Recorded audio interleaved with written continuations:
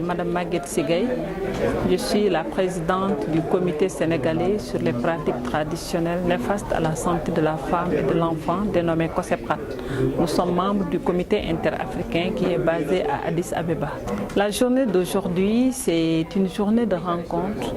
Donc, à chaque année depuis 2003, quand on s'était réunis à Addis Abeba, donc, parce que c'est la date anniversaire du comité interafricain qui est né ici à Dakar un 6 février 1984.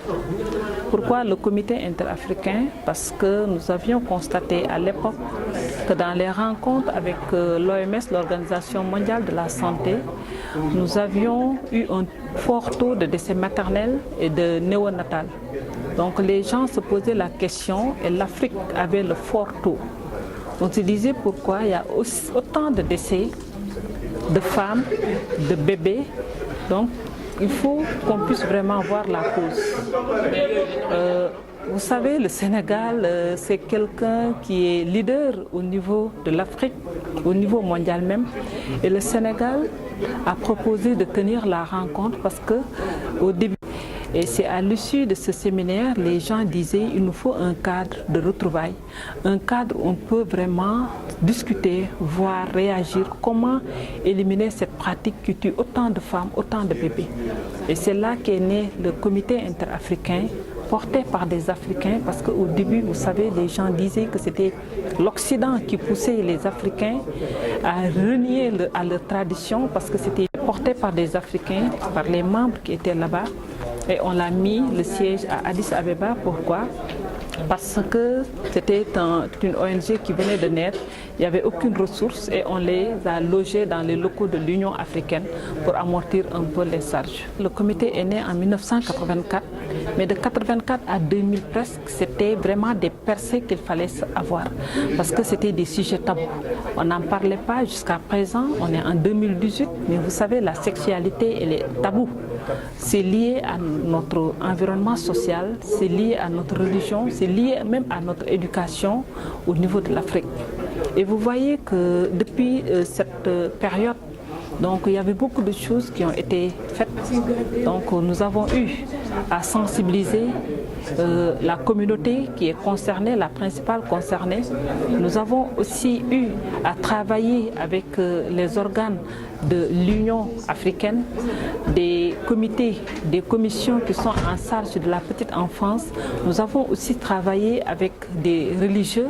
Nous avons eu à les mettre en réseau, les religieux, que ce soit au niveau de l'Église comme au niveau de l'islam. Donc nous avons aussi travaillé avec les jeunes. Beaucoup travaillé avec les jeunes, on les a mis en réseau. Nous avons mis en réseau aussi les professionnels de la communication. Nous avons mis en réseau les professionnels de la santé.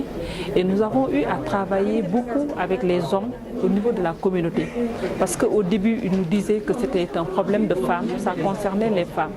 Beaucoup d'outils ont été élaborés, beaucoup de plaidoyers, de sensibilisation, de communication ont été faits et que nous avons récemment abouti à la résolution mondiale donc, qui interdit les mutilations génitales féminines dans toute sa forme par tous les pays qui sont membres des Nations Unies. Donc il y a une résolution qui l'interdit, qui est votée en décembre 2012. Donc nous sommes là et actuellement le 6 février aussi en 2003 parce que de 90 donc jusqu'en 2003 on se réunissait chaque année, on se réunissait à Addis Abeba pour faire le bilan, pour parler, pour voir la situation. Et finalement on s'est dit il faut élaborer un agenda commun pour tous les comités parce qu'il y a 29 comités qui regroupent le comité interafricain, donc que chaque comité puisse au niveau local célébrer la journée du 6 février qui est notre date anniversaire de création, mais ça nous permettra aussi de porter nos voix auprès de la communauté, auprès de nos politiques, auprès de nos partenaires qui sont les institutions régionales et sous-régionales. Voilà. Aujourd'hui, nous sollicitons un accompagnement constant. Un accompagnement qui est là et qu'on sente vraiment que la société civile est en train de faire, que l'État puisse nous accompagner, nous pousser. Parce qu'on est tout le temps sur le terrain, mais vous savez, c'est l'État qui doit vraiment nous accompagner et c'est cela qu'on attend d'eux. Donc tous les États on leur demande vraiment de pouvoir tenir en main cette stratégie que nous voulons mener. Et cette stratégie, c'est vraiment d'aboutir à la tolérance zéro au MGF.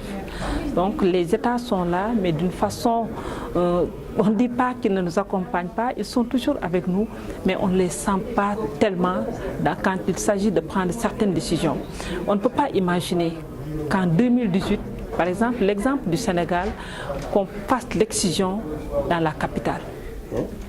À Dakar, on a eu des cas à Guédiawaye, on a eu des cas à Ouakam. Donc par une communauté qui est très fermée, donc les gens maintenant, ils ont déplacé un peu la cible. Parce que vous saviez qu'avant la loi, et tout à fait au début de la loi, donc ils organisaient ces cérémonies d'excision. Donc les enfants, à partir de